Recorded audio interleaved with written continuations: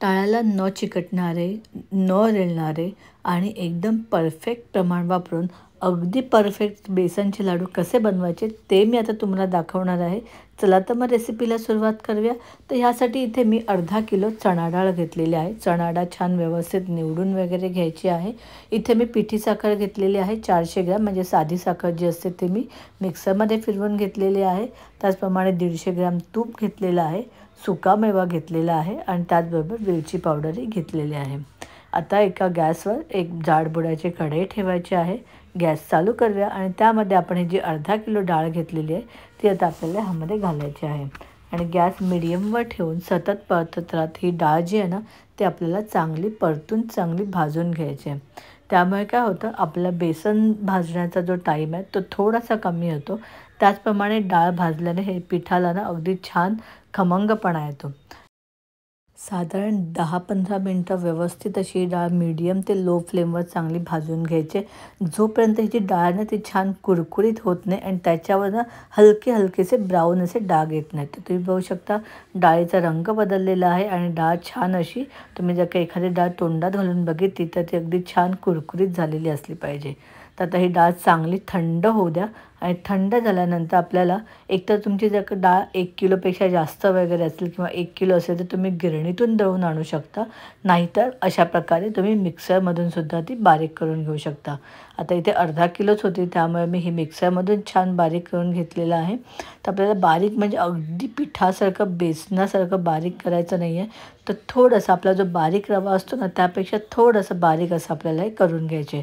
थोडीशी हलकीशी अशी त्याला रवाळपणा असला पाहिजे. आता एक जाडबुडाची मोठी कढई घ्यायची ज्याच्यामध्ये आपण व्यवस्थित असं बेसन भाजू शकतो. त्यामध्ये आता मी आपण जे तूप घेतलं होतं मग अशी 150 ग्रॅम, त्यापैकी 4 टेबलस्पून तूप आता मी यामध्ये घातलेलं आहे आणि तूप थोडंसं गरम झाल्यानंतर आता आपण जे बेसन दळून घेतलं होतं मिक्सरमध्ये ते ह्यामध्ये मी घातलेलं आहे. आता हळूहळू गॅस मीडियमवर ठेवलेला आहे आणि हळूहळू याच्या गुठळ्या तोडत त्या तुपामध्ये ही जे बेसन आहे ते मी चांगले परतून घेणार आहे. साधारण 10 मिनटं आपल्याला अशा प्रकारे लो ते मीडियम फ्लेमवर हे ते सुक्कंच असं छान भाजायचं आहे. थोड्याशा तुपावरच चांगलं भाजून घ्यायचं आहे.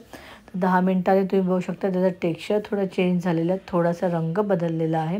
आता घेतलेल्या तुपापैकी पुन्हा थोडंसं तूप आपण ह्यामध्ये घालूया. साधारण 4-5 चमचे तूप मी आता ह्यामध्ये घातलेलं आहे आणि मग आपल्याला हे पुन्हा ह्यामध्ये तुपामध्ये सर्व बेसन चांगलं मिक्स करून घ्यायचं. गॅस लो ते मीडियमवरच ठेवायचा आहे. पूर्ण प्रोसेसमध्ये अजिबात गॅस आपल्याला फास्ट करायचा नाही आहे, नाहीतर जे तळाशी जे बेसन असतं ना ते लगेच करपतं. तेव्हा लो ते मीडियम फ्लेमवर सतत असं परतत राहत त्यातल्या गुठळ्या मोडत ते आपल्याला एकत्र करून घ्यायचं आहे. तर तुम्ही बघू शकता सगळं आपण जेवढं अजूनपर्यंत तूप घातलं होतं त्यामुळे बेसनाला थोडासा ओलसरपणा आलेला आहे आणि त्याच्या गुठळ्या अशा पुन्हा झालेल्या आहेत. त्या हळूहळू मोडत आपल्याला परतून घ्यायचं आहे. तर आपलं अजूनपर्यंत सगळं तूप आपण ह्यामध्ये घातलेलं नाही आहे, थोडंसं तूप आपण ठेवलेलं आहे. ते सगळंच तूप आता मी ह्यामध्ये घालते. तर अजूनपर्यंत मी याला 150 ग्रॅमच तूप वापरलेलं आहे. जर का वाटलंच तर आपण त्यामध्ये एखाद दुसरा चमचा ह्यामध्ये तूप ॲड करू शकतो, पण आपण सुरुवातीला पण ते एवढंच तूप इथे वापरलेलं आहे. म्हणजे अर्धा किलोला 150 ग्रॅम, त्यापेक्षा कमीसुद्धा कधी कधी तूप लागू शकतं, पण ह्याच्यापेक्षा जास्तीत जास्त एखाद चमचा जास्त आपल्याला तूप जास्त लागेल. तर तुम्ही बघू शकता आता हे पूर्ण बेसन ना त्या तुपामध्ये मिक्स झालेलं आहे. तुम्हाला आता ते एकदम पातळ वाटेल. आपण बेसनाचं कसं आहे ते आधी जे आहे ना बेसन ते मिक्स होतं त्याच्यामध्ये, त्यानंतर ते पूर्ण तूप असं छान शोषून घेतं. तुम्ही आता बघू शकता जसं आपण ते परतत गेलो ना ते बेसन चांगलं घट्ट झालं आहे, त्याच्यामध्ये तूप सगळं शोषून घेतलं आहे आणि थोड्या वेळाने आणखी परतलं ना तर ते बेसन जे आहे ना ते जे शोषलेलं तूप आहे ना ते सोडू लागतं. तर तुम्ही बघू शकता मी आणखी थोडा वेळ परतल्यानंतर हे बेसनाने तूप सोडलेलं आहे आणि आता पीठ आपलं छान टेक्स्चर आलं आहे, सगळं एकदम व्यवस्थित त्यातल्या गुठळ्या पण मोडून गेलेल्या आहेत आणि बेसनाने आता तूप सोडायला सुरुवात केलेली आहे. बेसनाचा रंग तुम्ही बघू शकता केवढा बदललेला आहे. पिवळ्यापासून अगदी छान असा तांबूस रंग त्याला आलेला आहे. आणि या स्टेजला ह्यामध्ये मी 2 ते 3 असे शिंतोडे असे ना पाण्याचे देणार आहे. तुम्ही बघू शकता लगेच ते पीठ छान फसफसलेलं आहे आणि त्यामुळे काय होतं ना, बेसनाला छान असा रवाळपणा येतो, लाडू अगदी छान रवाळ होतात.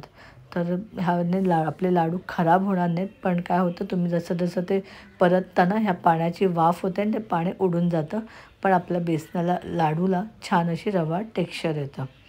तर पुन्हा छान असं मी हे परतून घेतलेलं आहे. रंग तुम्ही बघू शकता किती सुंदर आलेला आहे. आणि आता आपण गॅस बंद करूया. रंग छान बदललेला आहे, आपलं बेसन छान भाजून झालेलं आहे आणि ह्या बेसनाचा ना सुद्धा अगदी छान असा सुवास येतो आहे. आणि आता एवढं बेसन भाजायला ना मला साधारण 55 ते 60 मिनटं लागलेली आहेत. आणि आता आपण हे जे बेसन आहे ते एका मोठ्या परातीमध्ये काढून घेऊया आणि आपल्याला ते चांगलं थंड करायला ठेवायचं आहे. जोपर्यंत हे बेसन थंड होतं आहे ना, तोपर्यंत तुम्ही मला कमेंट करून सांगा की तुम्ही ह्या दिवाळीला अजूनपर्यंत काय काय पदार्थ बनवलेले आहेत आणि हा व्हिडिओ तुम्ही आपल्या महाराष्ट्राच्या कोणत्या भागातून पाहत आहात.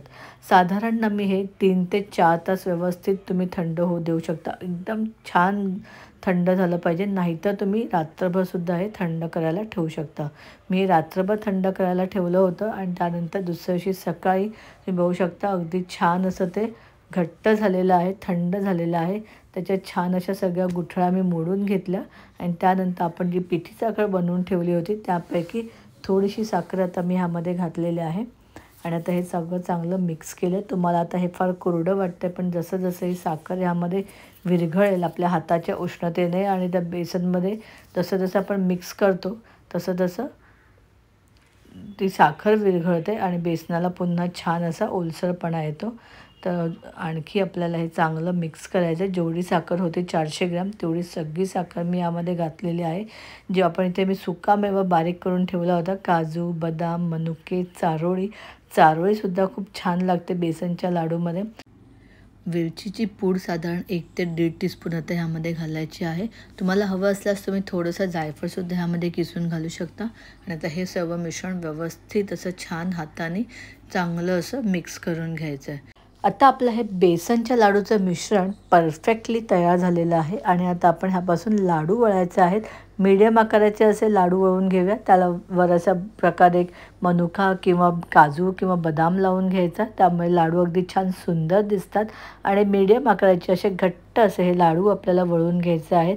लाडू वळून झाला ना की तो असा हातावर छान खेळवायचा, त्यामुळे काय होतं त्या लाडूला छान अशी चमक येते. तर अशा प्रकारे आपला मीडियम आकाराचा हा बेसनचा लाडू तयार झालेला आहे. तर या मेजरमेंटमध्ये माझे मीडियम आकाराचे 36 लाडू तयार झालेले आहेत. तर आता तुम्ही बघू शकता ह्या लाडूला एकदम छान असा गोल गरगरीत आकार आलेला आहे. त्याचा रंगही परफेक्ट आहे, त्याचप्रमाणे ते अजिबात रेलत नाही आहेत, चवही उत्कृष्ट आहे. तर अशा प्रकारचे हे बेसनचे परफेक्ट प्रमाणातले लाडू तुम्हीसुद्धा या दिवाळीला नक्की ट्राय करा. आणि अशा छान छान रेसिपीजसाठी रितिका सावंत किचनला यूट्यूबवर सबस्क्राईब करा, फेसबुकवर आणि इंस्टावर नक्की फॉलो करा. शुभ दीपावली. थँक्यू.